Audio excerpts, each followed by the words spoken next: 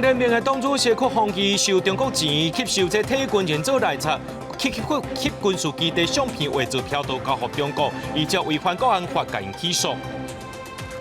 有一台安捷航空的训练机车5撞入去空军的加山基地，业者解释讲是越南的学员把这基地当作是发练机场。宜兰大溪有一名1年啊，这查某老师会甲学生拍叫，伊踢到学校进行校安通报，县政府也要调查。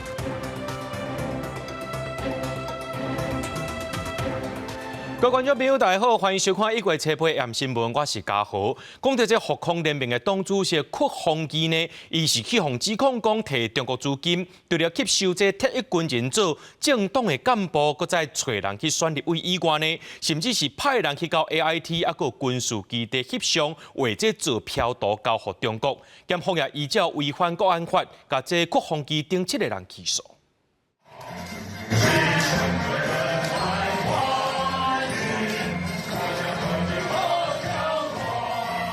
伫总统大会顶馆唱军歌，体育军歌郝凤基，2023年成立复控联盟党，则表示要展现爱台湾、爱中华民国力量。结果即马互检方查出，疑似收中国资金吸收体育军人做干部，佮去美国在台协会甲4个军事基地翕相，为坐标图交予中方。台中高分检去年底定结，照国安法将伊甲另外6个体育军歌提起公诉。这个部门的理解是我们没有现役军人涉案。但是就国防部立场啊，我们还是要对这些被吸收的退役军人要予以严厉的谴责，即使是备役的这些军人或者是退役之后呢，还是要对国家负有忠诚的义务。检方查出郝凤基退伍了后，当年伫中国做生意。2019年开始接触中共业务单位，不过伊辩讲，资金是替中国朋友甲人股党业务费用。对方要求迄军事基地外观，家己唔知用途是啥物，中央立委共同谴责。中共持续对我退役军人里面来渗透，本席非常的谴责，且这种动作对两岸的和平是不利的。中国渗透一定会有中间人，除了退役的将领，还会有谁呢？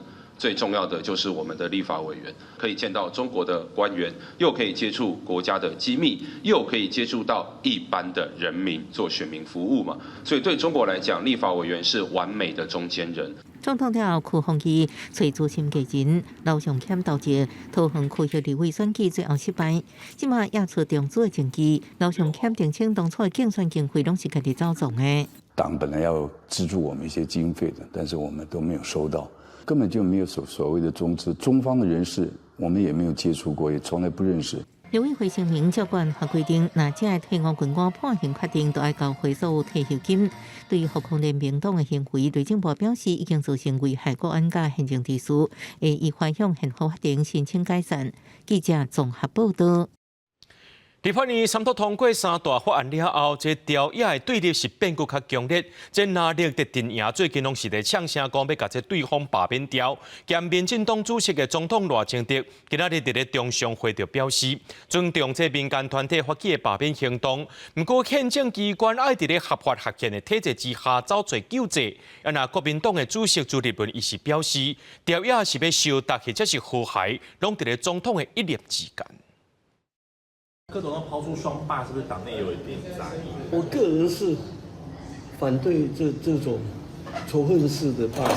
洪家伫是党内乌鸦，民进党立委王世坚讲无认同党团总召郭建明提出的要罢免立法院正副院长韩国瑜甲江启臣，佮有41席国民党立委的讲法。兼民进党主席的赖清德是伫中常会决定好势讲，尊重民团发起的罢免行动，不过宪政机关应该优先伫合法合宪的体制之下寻求救济。民进党党团在立法院受制于席次劣势，我们可以理解总召与党团同志的感受，但是我们不能退却。同时，宪法也赋予宪政机关行使各种救济的权利。对于公民团体自主发起的行动，民进党皆予以尊重。不过，双罢话题传出来，前一天国民党立委赖士宝发声讲，也要发动罢免民进党38席立委，以罢制罢。互党团的总召鲍坤奇亲身出面驳回讲，迄是个别委员的意见。不过传出国民党内部确实有主战派呼吁应该成立罢免的指挥总部。除了锁定民进党的立委，阁要扩大战线到县市议员的层级。人不犯我，我不犯人。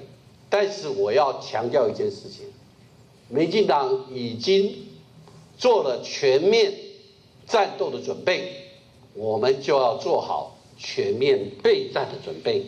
我们的态度是备战而不求战，但是如果要战，我们就以战止战。党内或基层蓝营的支持者一定会有很多不同的声音，这些都在我们18套剧本里面去做因应。那也强调讲，会看民进党弹出什么球来做出相对应的反制甲应用。因党主席朱立伦也伫中常会了后，甲党务主管甲党团干部开会讨论对策。因为朝野对答愈来愈严重，大罢免的局势是愈来愈瓦紧。公司新闻采访报道。立法院三读通过修正警察人员人事条例，未来这警消、海巡等人员的这退休所得替代率上悬到80%。除了来这公告人员年金停止减少的案件，敢会来推动呢？调也是看法无同款。公务人员协会就表示，警消也是公务人员的一种，敢若增加警消的议题，对其他偏偏有危险性的公务人员来讲，确实无公平。立法院初次三读通过修正警察人员人事条例修正案，未来警消、海巡等人员退休所得替代率上悬80%。为咗军公告退休族群也来关心，关系军公告年金平砍hạnใน公务人员退休资遣附属法修正草案是不是处理？政府3年的中央施政的余处有1兆0770亿元，终身为国家贡献的人，却不能好好的安养终老，这是一个什么样的一个政府？那未来包括公务员以及教师等等，我们会一步一步的来进行。当初联改的时候，是因为政府没有钱，财政是很困难的。可是现在国家的财政在联改后这几年都很好，那我们最近会找些进一步来讨论公教这一块要怎么来处理。对南北可能进一步推动军公告退休人员年金停砍hạn，另也质疑警察人员人事条例修法，敢若是反拟改法案的政策，更较大规模扩大公告修法会继续增加。除了警消，下一个扩大所有的公教，来提高退休的所得替代率，这个蓝营绝对会持续的食髓知味，持续的违宪下去，只是为了他们的政治利益，讨好特定的族群。公务人员协会表示，警消是公务人员一部分，但都有关警消的过退，日后不是警消公务人员感觉不暇的感觉真深。其实公务人员里面也有很多具有围绕性的，比如说我们这个森林的巡山员、水利的这个巡水员、警消人员的这个退休案通过，我们固然乐见其成，但对于非警消的广大的这些具有围绕性工作的这些公务人员来讲，一个相对的这种剥夺感就更为深厚。针对公务人员退休资遣附属法修正草案，南委提出20个修法版本，将年金重新对在职人员薪水调整，搁停止每年降低所得替代率。这法案目前由原伫司法甲法制委员会初审，国民党立委吴宗宪表示，这会期或者是下一会期会办案审查。记者综合报道。立法院三读通过宪法诉讼法修正案，行政院已经提出复议啊。国民党的立法院党团今日就表示，这个拜五呢会积极处理宪诉法的复议案，未邀请行政院长对应台来报告。民进党是呼吁这南北立委呢，唔通搁再封杀这宪法法庭，应该爱把这宪法和人民的救济权献给民众，唔通搁再阻挡行政院的复议啊。行政院伫初二针对立法院最近3读修正通过宪法诉讼法部分条文提出复议，按算伫1礼拜5要交予立法院专业委员会审查。民进党呼吁南北重新审议修法是毋是合理，唔通予宪法法庭无法度运作，侵害人民的诉讼权。半数的大法官现在因届期任满，所以现在我们的宪法法庭是只有8位大法官，所以。按照这个蓝白新法宪法诉讼法的运作，未来宪法法庭非常有可能被瘫痪，无法去进行评议，也无法去进行违宪的审查，来守护人民的权益。宪法法庭没有被瘫痪啊，他只要赖清德总统赶快提出合适的人选，就是所谓专业的、有独立性的，不要只有一直在提这个绿油油。我相信台湾民众党跟国民党都会过这个人选啊，很快的大法官的人选，新的人选就可以产生，马上就可以开会了。面对着复议案的审查是不是要邀请行政院长列席，调也意见无同。民进党希望那被无信任内阁的团队会当发动倒戈，所以总统解散国会和国会全面解散。那如果有一个全新的民意来运作，我想国人最不想看到的就是这1年多来蓝白在国会造成的乱象。民进党开口闭口一直要倒戈，他这么不喜欢卓荣泰，他们可以提倒戈啊。也看到了很多的公民团体已经对于国民党的立委来发起了罢免的联署。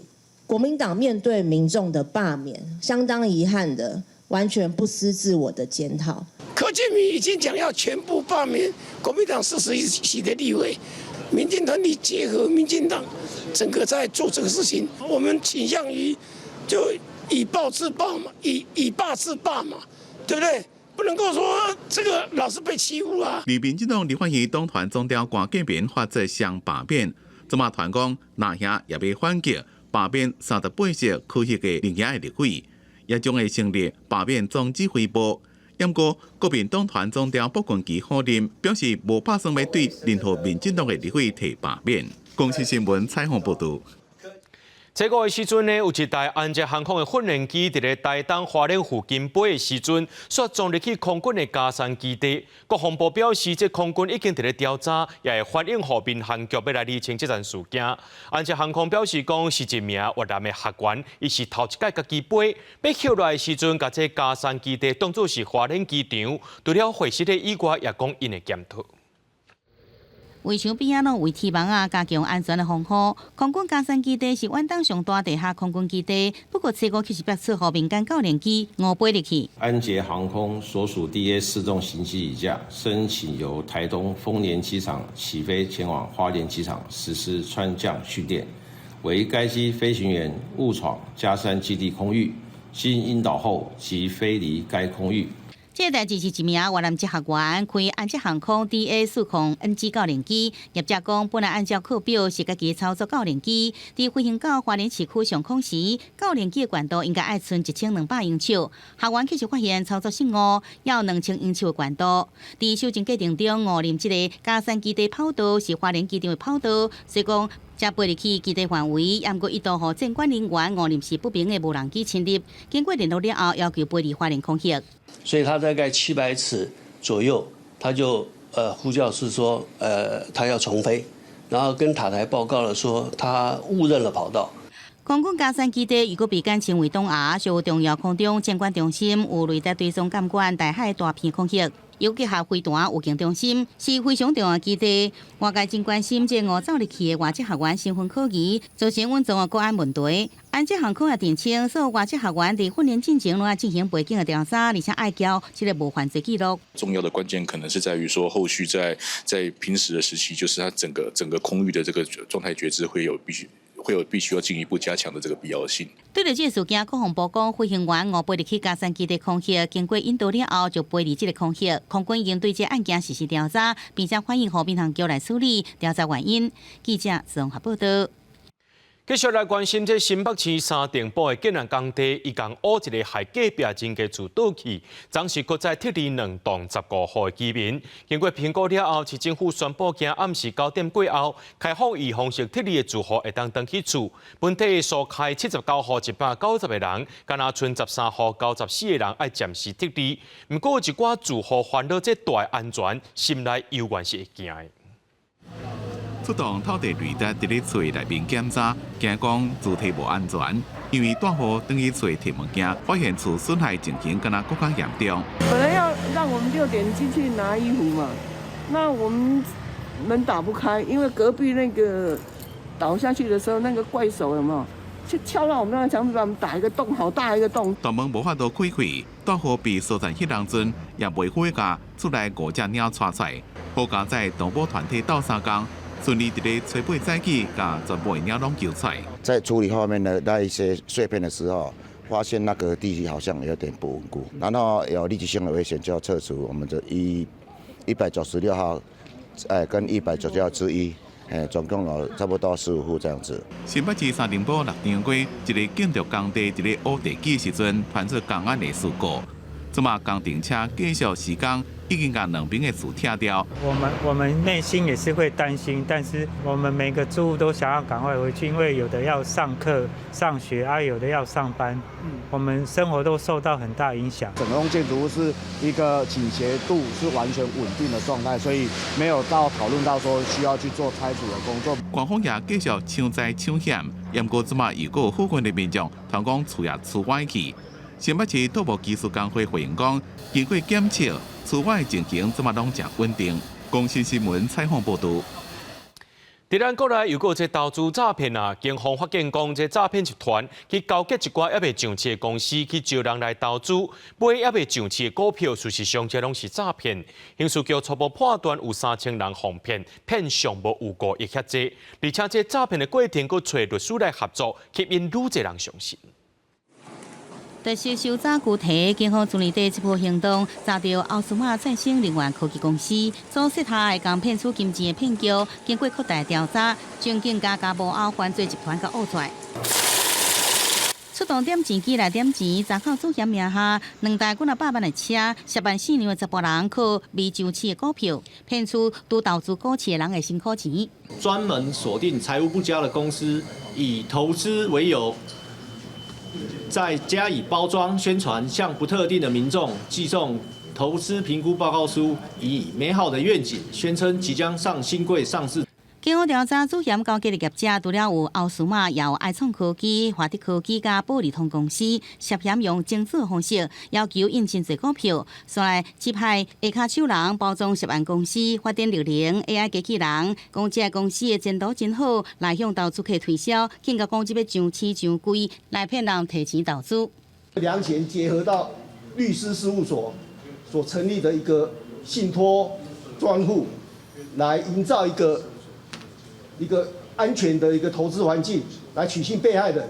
刑事局也发现犯罪集团事先先找律师事务所背书，开立受托信托的财产专户，也甲资讯商斗阵，订做这个官方的网站，一直拍广告要提悬可信度，让大家来相信，吸引更加多民众。将近2年的时间，警方初估超过3000人受害，损失至少5亿。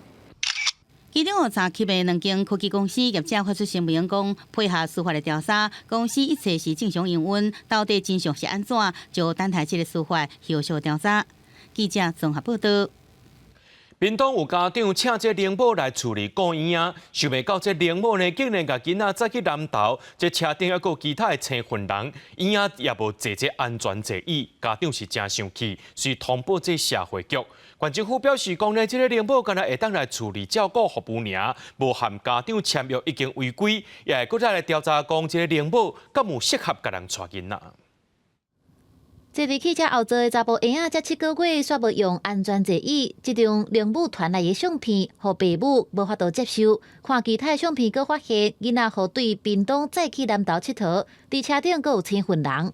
反坐在汽车驾驶后座的座椅上，没有坐在汽车安全座椅，也没有坐在人的身上，就直接让他坐在椅子上面的照片。他都没有跟我们讲说他为什么会去指南宫，甚至是他人在指南宫，他什么都没有讲。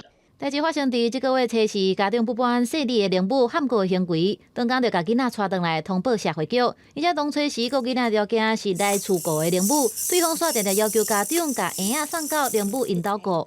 他完全不敢跟爸爸讲任何话，甚至也都没有交接说今天他的行程表，然后赶快把小孩交给爸爸之后，然后赶快就走了。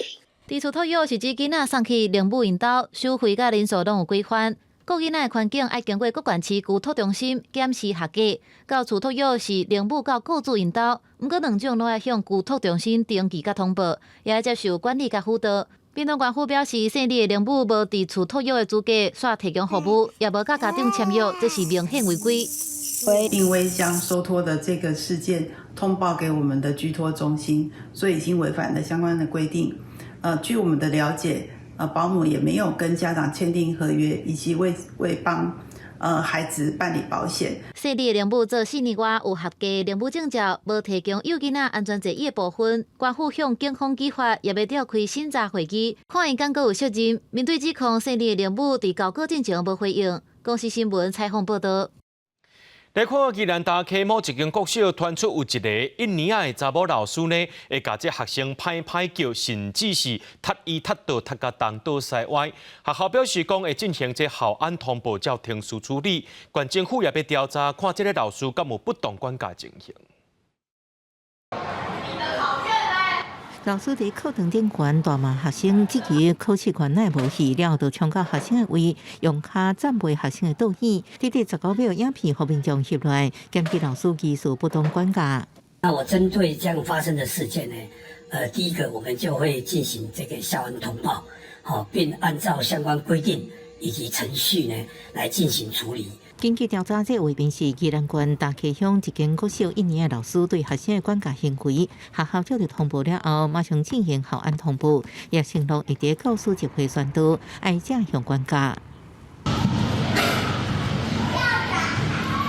发生代志的教室，因为学生已经下课拢无人。根据学校表示，涉案老师已经25年年资，是发生代志班级的老师，平常时教学稳定无任何问题。不过技术不当管教也是公正处理。在教育处这边都要重申正向管教的这样一个方式，那避免学校学生因为老师的不当管教影响他的学习的权益。县政府表示，会照规定开校事会议启动调查，若这老师行为不当属实，会要求学校基处。佮表示，老师应该正向管教行为，避免任何不当管教。记者综合报道。不管你是查甫拢有身体自主权，甲查甫是无关系。根据着这卫福部2023年性侵害通报统计，超过9400个受害者。其中无满18岁是超过一半。国家人权委员会查访发现讲，这校园尚无安全，而且这国校这个阶段是占多数。人权委员经过访谈，也发现讲，这加害者拢是一步一步来有这个计划，也指出讲，就要去修改身体青红灯这个教材观念，让囡仔明确了解身体自主权，而且身躯每一个所在拢袂当互人乱摸的。打的时候手会停在屁股上面摸，他还会在很严厉的骂完你之后，又叫你过去安慰你，然后叫你坐在他腿上。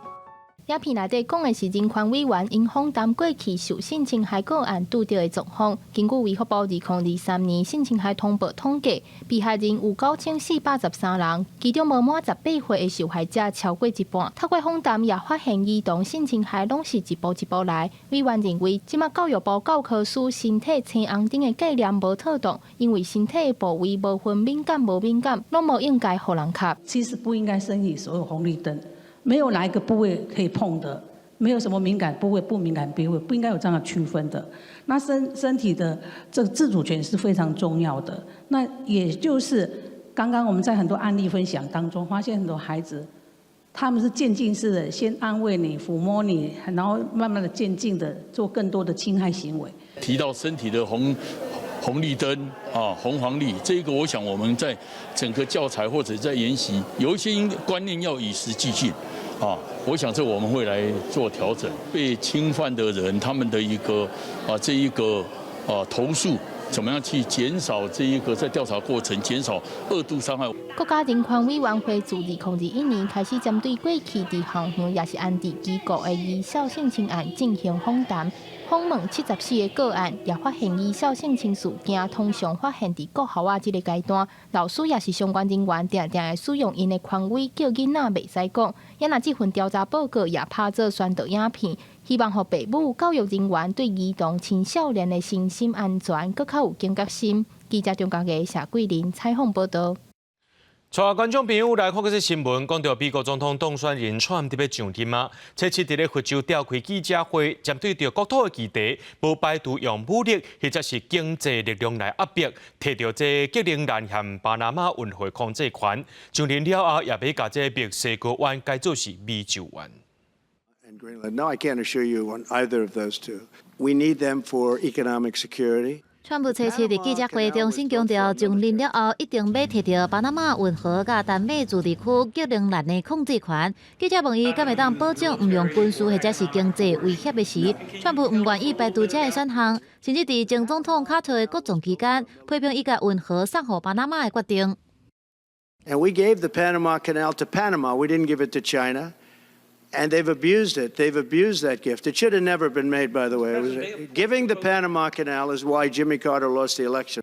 1月20日就一等下无到2礼拜，川普伫这场记者会进一步讲到未来嘅扩大领土嘅政策。川普强调，叫仍然四边有中国甲罗西亚嘅船只出现，危害到美国甲世界嘅安全。若准台美政府拒绝美国嘅收购，会甲因扣真悬嘅关税。伊嘅大囝小 Donald Trump 同时间也到吉林兰首府进行私人嘅访问。川普阁讲，无排除以关税等经济力量，互加拿大正做美国第51州。怀疑加拿大拢是靠美国咧保护，互点名着嘅三国无法度认同，强调主权嘅问题无参详嘅空间。It's a question of whether should we maybe collaborate a bit more with the U.S. We shouldn't be bought by anyone because Greenland is not for sale. 川普阁表示，从2日后要甲墨西哥湾改名做美洲湾，批评墨西哥全是犯罪甲毒品，是乌道咧治国，区域内管代志拢是美国，所以也拢是美国的。伊嘛要随推翻拜登政府沿海欧石油甲天然气的禁令，而且无证据就指控风力发电机组甲海岸拢逼甲起小，造成真侪扩大意外。公司新闻是会中朋友。美国有一台前航航空的无人机摆伊捡伫咧佛州的时阵，发现讲这起落架舱内面有2具尸体，目前正咧确认身份。另外，南韩官方表示，去年12月29日，济州航空空难伫咧无人机的引擎内面发现到这鸟仔门，证明这阵意外是受鸟仔影响。也那南韩的交通部长也表示要落台负责。美国一架捷纳航空的班机，伫7日暗时降落了后，伫起落架舱内底发现2具尸体。这班机迄天对纽约甘乃迪机场起飞，暗时11点10分，伫佛州的罗德代堡好莱坞机场降落。伫进行例行检查时阵，竟然发现2具已经烂甲真严重的尸体，确认已经死亡啊。不过警方讲，只有也无到来证实死者身份。I can share that the individuals who deceased are both males. Beyond that, their identities at this time are unknown. That is one of the questions that detectives are seeking to answer. 这航空公司、机场、警方甲美国运输安全管理局正伫合作调查死者进入起落架舱的原因甲方式。也来过去电台团是有偷渡客走入去起落架舱，也不过当无人机飞到一定的高度，多数拢会被冻死，也是因为欠缺勇气而死亡。焦点转转到亚洲，南韩官方证实，12月2日发生空难的济州航空飞机伫引擎内底发现鸟仔门，虽讲会使证实鸟仔公中事件存在，也毋过这只是初步原因。也若为安怎当时无人机的起落架无放落来，也佫有2边的引擎拢发生各种正疑问，意外爱等待调查。南韩交通部长朴尚武已经表明，伊会找一个适合的时机来辞职，来表示对空难负责。 안전을 책임지는 장관으로서 저는 이번 참사에 대한 무거운 책임감을 느끼고 있습니다. 책임 있는 당국자로서 적절한 처신을 할 생각이며 그 적절한 방법과 시기를 상의 중에 있습니다.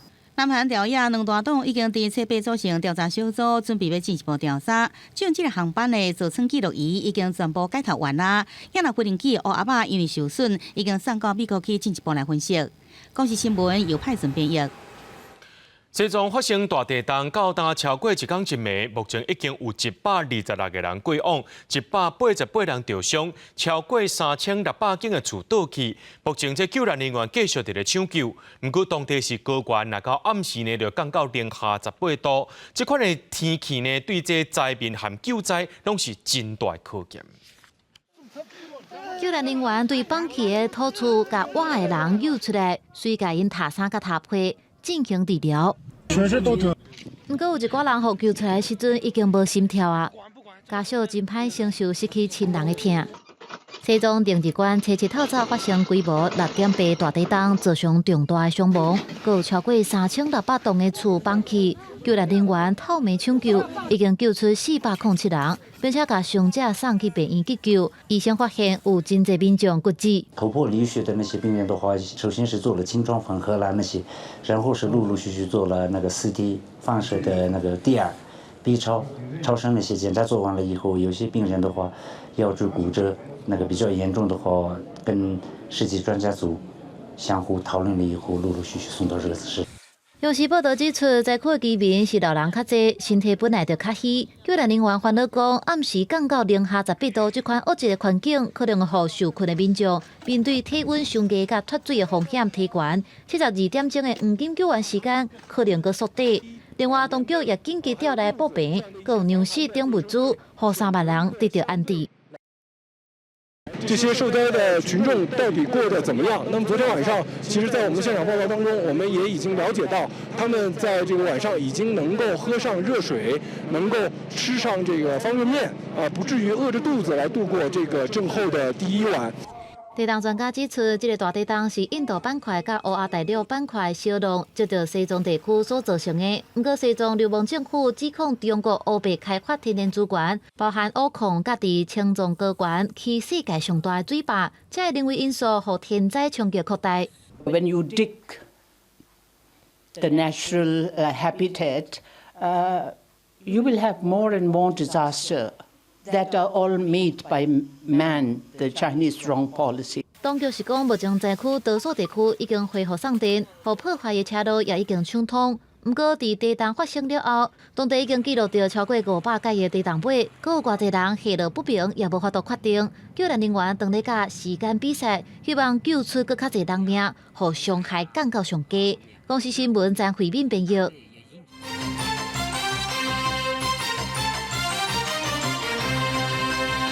伫咧台北信义区食甲饱的餐厅香香味风店爆出食物中毒事件，台北市卫生局拜二接到这病院的通报了后呢，遂要求业者当天下晡就要停业。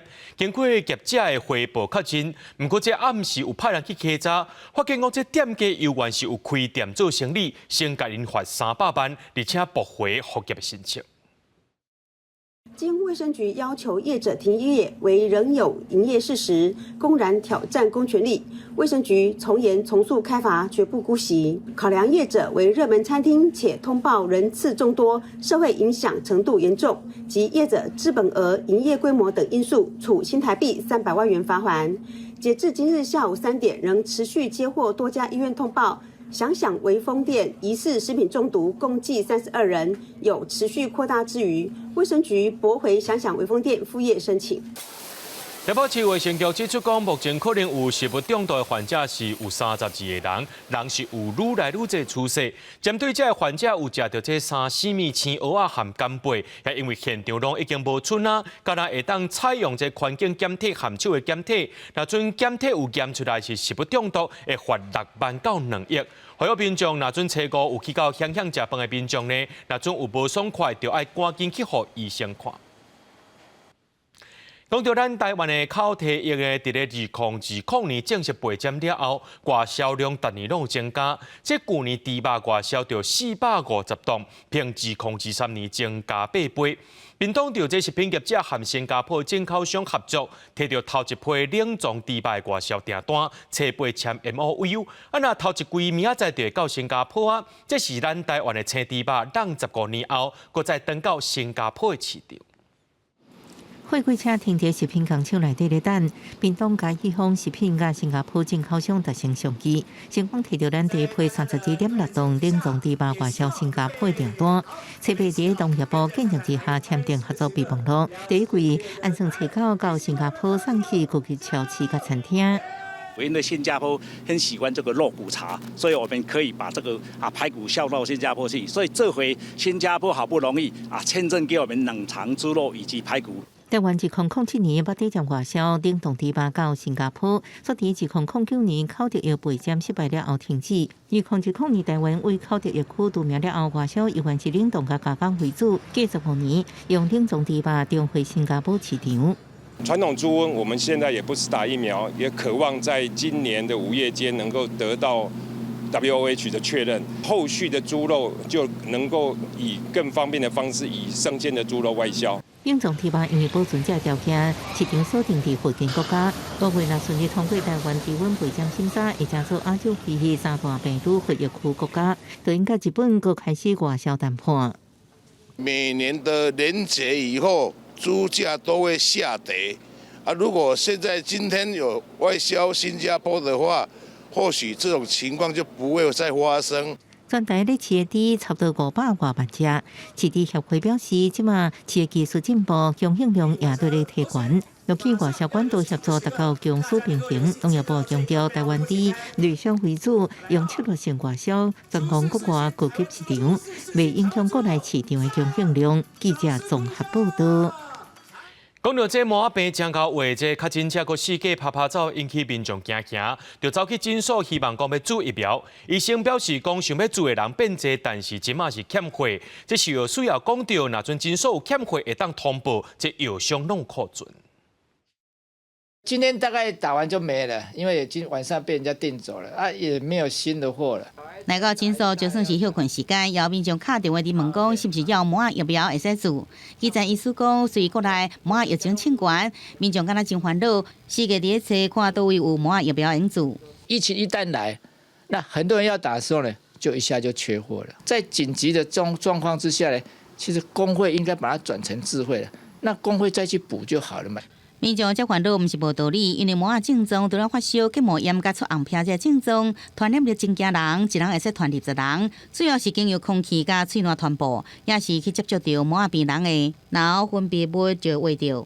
有公卫学者解释，这麻公费疫苗注射对象，头一剂提供出世满12个月囡仔。第二剂是满5岁时阵爱做的。另外，建议注射对象包含高风险的医护人员，也是要去麻疫情高风险地区的民众，要20到45岁民众，因为细汉时阵做注射疫苗保护力消退，也会使补助。确实是可以在空气中的悬浮力附着在空气中悬浮一段时间。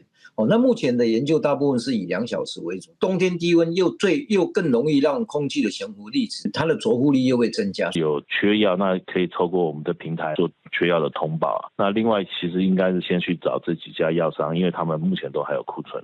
是有数讲，进国来麻自费疫苗要27000剂，若是讲诊所有欠货，用伫平台来通报。专家建议，想要避免去喂着麻，除了注射疫苗，也要定定洗手，将避免伫过年前后麻疫情又搁清悬咯。记者综合报道。若要去高雄三凤中街款年会，民众要注意哦。对今年开始，迄个所在禁止食薰，违规食会罚1万块。咱的民众哦，只要来到三凤中街买物件，行入的这条红线吼，就袂使搁食薰啊。即摆来三凤中街款年会人未少，不过对今年的正月初1起，三凤中街是全面禁止食薰，这嘛是高雄市第一个全面禁薰的商圈。民众来遮，行入这条红线，拢袂当搁食薰。高雄市卫生局也不时派人来巡查，若是违规，互人抓到，上悬会当罚到1万块。到三凤中街自114年1月1号起为全面禁烟场所，于禁烟场所吸烟，违者最高可处新台币1万元整。街仔头甲街仔尾，甚至阮的巷仔，拢有画一条红线。你若看到迄条红线入来，就莫食薰。和大家吼来遮买物件吼，有一个较好的这个购物环境安尼。禁薰政策推出才1礼拜时间，无论是店头家也是消费者，看起来真配合。咱实际行伫商圈内底，敢若涂骹有看到薰头，完全无看到有人违规食薰。对面原地食薰的民众，甲薰头锯掉，才行入红线区，现场空气无臭薰味。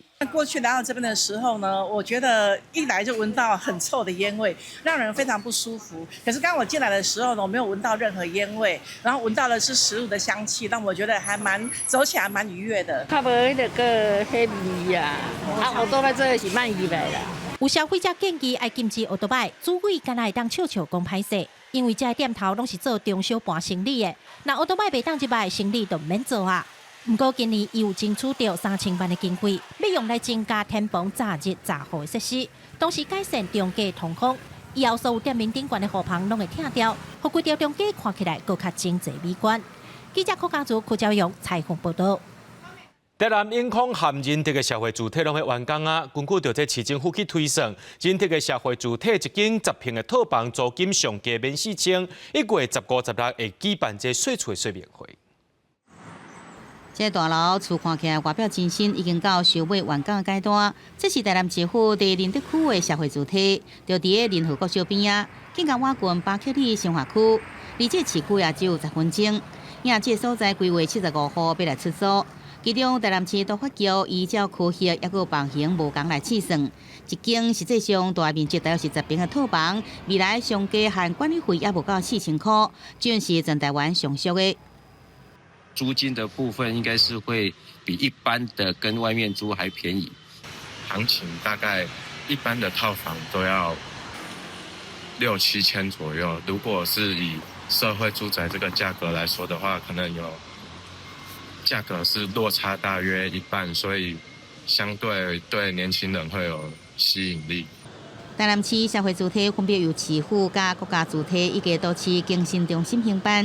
主要由市府兴办的头一案是永康区移居成功103户，仁德区移居仁爱75户，北区移居小东379户。今年顶半年头一批社体会使开始来新租。市府也有定要伫1月15、16分别来办理这个社会主体招租的说明会。我们台南市的社宅的特色，第一个区位都会很好，不会在荒山野岭太郊外的地方。由于我们采用的方式，它对于社库的这个经费的节省是比较大的。这个社会主体是对各类身体障碍者，也阁有较侪伙人居住的需求，规划无障碍房间，一般的房型也拢采用通用设计。未来除了头一批的社会主体以外，下半年有其他的社会主体，总共1591户的完工，搁再加上国家主体甲都市更新中心兴办的10案，到时阵台南市的社会主体会达到11170户。记者综合报道。阳光基金会拜三开记者会，有2位面部有损伤囡仔和因妈妈做伙徛出来，用家己的经验鼓励当咧遭受苦楚无自信的囡仔，会当找社福团体甲因斗相共，勇敢行出来。看到妈妈哭出来，随甲妈妈揽一个这个大心的囡仔是11岁转，第4岁时因为处理发生意外，造成规身躯有30%的小烫伤，嘛因为安尼，互伊伫病院出来了后，拢唔敢甲人有接触。他有1度的病危，然后也是好不容易救回来。但是等我们出院之后，他就是对人群会有个恐惧，然后对人完全没有任何的招呼。除了另外一位10岁小欣嘛，因为拄出事，就互人发现有多囊性淋巴脓肿，经过半年的住院治疗，病有较好啊。不过，这寡病痛伫伊的面留来记号，自细汉就因为面比别人更较肿，常常去互人笑。读幼儿园的时候，其实很辛苦，就是会被同学取笑，所以其实那时候我真的很不想让他上学。可是，就是阳光基金会呢，它不但帮助了小朋友，它也帮助了我们大人。虽然和小欣2个人拢有拄过互人笑、拄无好的经验，不过嘛因为有阳光基金会的帮助，提供因心理复健甲校园适应的中健服务，变勇敢，所以因甲妈妈才愿意徛出来，以自身的经验，希望大家会当支持社福团体。阳光基金会嘛参大卖场合作，伫咧通路放爱心捐钱盒仔，希望组织大众的力量，帮助这寡身躯互提供被留来记号，当咧受苦的囡仔。记者陈阿双、柯斌哲台北报道。这几年政府推动全民 CPR， 也着爱兼顾着这听力障碍人士的权益。中华关防灾协会去年8月开始培育会晓手机翻译的急救指导员，目前已经有16位啊。这其中有2个也是听力障碍民众。老师教民众急救的步数，但是这节课真特别，边仔有手语老师咧翻译，互有听力障碍的民众同齐来学 AED 加 CPR。我来学，为什么呢？我想来学，因为足侪听人拢有证照，啊，聋人呢，拢无这个证照，我就想讲，我要来报名来学习，过来我就会使去教搁较侪聋人，会使自救，嘛会使去救别人。就会使学到这2项，因为影片上看拢无字幕嘛，无手语翻译啊，所以咧，伊现场来学习的时阵，佫有手语翻译员，会使互伊学到佫较正确的动作佮姿势。中华关防灾协会过去常在地方推动急救教育、灾害防救等等的训练。协会注意到听力障碍的人士，若想要学 CPR， 无专门负责的单位。为去年8月开始，甲中华关聋人协会、大学的手语社等单位合作，培育手语急救的指导员。伫咧教急救的过程当中，阮是发现讲，足侪人想要学，啊，毋过伊煞无法度找到会用来学习的所在。啊，伫个叫手艺的老师咧合作的过程当中，阮就发现一件代志，就是透过手艺的老师吼，啊，阮来教手艺的老师，所以就会互足侪讲想要学急救的人，伊无法度听到阮伫讲话的方式，透过即寡手艺老师的斗相共吼来。帮助因来就是做一个学习安尼。协会表示，伫台湾听障人士有急救证照的人真少。协会目前已经培训16位手艺急救的指导员，其中有2位是听障的急救员。未来会继续推广手艺急救，希望大家人拢有自救甲救人的能力，互急救的能量传到每一角市。记者杨淑晴综合报道。来看新竹城堡的旧堡社区有一个真特别的传统，叫做蒸饼节。大家做伙把这茶卷起来，把这纸顶头写的这歹代志，甲弄破，代表这无好的代志拢已经过去啊。这种传统是新竹才有的哦。卷茶箍画口号，配合骹步向前，把纸弄破。代表弄破纸顶写的歹代，这是全台湾伫新竹才看会到蒸饼节活动。伫旧年尾特别迎接新年的这个时阵，歹事走好事来，社区的阿公阿嬷也甲摕来当作培养感情的活动。前日据时代哦，日本人管台湾的时候哦，很穷嘛，没有钱嘛，拿那个大棍哦去弄闷抢，那不是贼了。众义兄呢，抢来乡下穷的人大家是，觉得大家团结一致，很棒。因为社区在传承各项文化，那祈祷说有葱饼记，所以我们这一代有没有社区就把它继续传承下去。社区理事长指出，蒸饼节由来是日本时代，因为台湾社会治安较歹。有一群人会用柴箍挣开别人家的大门抢物件，互人合作蒸饼擦。后来，这群人加入抗日行动，甚至失去性命。大家为着纪念因的付出，才有今摆蒸饼节。春饼节有的就是参加了我们的义勇军来抗日他们也有一些对我们这个社会有一个很好的一个这个以前的一个作为了所以我们呢就是把他这个精神把它化成我们的春饼祭。那我们有一个春饼的仪式来撞门。蒸饼节经过这几年的推广，那变做在地真特殊的传统文化，也发展出属于旧堡社区才有的地方特色。大家做伙弄破纸顶写的疫情、疫运，也是散车的大门，代表拍破无好的代志，迎接好的未来。记者杜君豪新竹报道。讲台语当着是旧年的时阵呢，这小水地创艺剧团带囡仔做伙去西台北迪化街做电影调查，甲真侪囡仔有兴趣的物件拢画入去绘本内面，也配合这绘本做一套单衣，这大人囡仔是算甲真欢喜。头家，这一包偌侪钱？我想要做一领电影的衫。绘本内底的主角来到台北大潮店的布市做衫，这是小水地创艺甲团创作的第3本台语绘本书。团长讲，家己定定的伫迪化街行踏，真介意遮的历史甲文化。最景伫到当要保存细汉时记忆的模样，毋望透过绘本甲故事，带领看册的人通体会到西迪化街迄种深色的心情。阮有办一个营队，就是营队，有一群囡仔，就当做伙咱去大潮店遐，想讲阮就选一寡，就是囡仔上有欢迎的，就是最有反应的。的主题，然后来变成咱故事的一部分安尼。集团捌带囡仔做伙去西迪化街做电影调查，为着要互大家在看绘本的时阵，通听到台北的全腔，原来有找台语顾问来指导配音，在绘本内底呈现语序的地方差甲台北全腔的语音特色。伊嘛有收集遮侪资料，咱讲一寡食食人点什么物件。拢去溪口什么？金柑一般讲糖柑南部嘛台北其实拢讲金柑啦。绘本内底甲中药店、柑仔店等等画甲真有路，另外还有配合绘本加做一套倒椅，左排收录真侪甲食食、清茶等等相关的语词。多位作者嘛希望透过这款互动，互家长甲囡仔增加生活话题，开喙讲台语。放一寡较早的古早物仔呢，较早会使有共鸣的物件，所以大人可能看到想，嘛感觉哦，这较早的物件，所以嘛较有迄个兴趣去甲囡仔讲较早的代志，较早大家咧算啥物，会使增加一寡亲子互动安尼。绘本含倒伊拢有标写台文甲台语拼音，更有中文解说，互看无台文的家长也是囡仔通互相对照。乐团嘛表示，在今年8月左右，也按算要甲这个绘本故事改编做台语音乐剧，希望互台语家庭在看这个故事的时有无同的体验。记者卢尚如、郑俊由台北报道。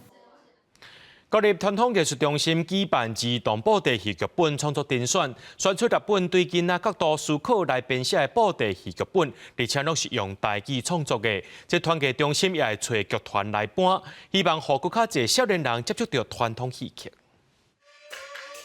台中正咧搬布袋戏，布袋戏是台湾的传统戏剧之一。但是国立传统艺术中心发现，真侪传统戏剧的剧本，故事拢是以大人的视角来写，真正有为儿童设计的传统戏剧剧本。我们希望推广戏曲是把青年的这个时代的 DNA 放进这个戏曲里面。另外一个就是，我们大部分传统戏曲都是为大人创作，大人的忠孝节义，可是小孩子有些时候听不懂。团艺中心希望传统戏剧会当转换角度，以囡仔的想法出发，所以举办儿童布袋戏剧本创作评选，有6本儿童布袋戏剧本入选，拢是用台语写的。第一的作品是咧讲民间信仰好爷的故事，未来会由真婚林阁掌中剧团扮演。透过这样剧本，好。看到观众，不管伊几岁，不管伊是囡仔还是大人，伊会当透过这个剧本，伊会感觉啊，这个故事足趣味的，台语足好听的，台语内底有足侪爱俗眼。布袋戏较早就牛头马面，喺伫地角内底牛头马面足恐怖的，足歹的啊！即嘛毋是咱来甲这所有的动物拢变做可爱版。对阮去翁仔的师傅来讲，毋通阮做哦，连阮的翁仔都是挑战。真婚林阁掌中剧团表示，要跳出传统，播互囡仔看的布袋戏、翁仔、布景、音乐，拢着爱重新设计，是真大的挑战。这摆入选的作品有3本剧本，会甲布袋戏剧团合作实际演出。除了伫团艺中心表演，也安算到全国各乡15间国校巡演，成更较侪少年辈来熟悉传统戏剧。记者讲林卓凯台北报道。各观众朋友，做我来看明仔载天气。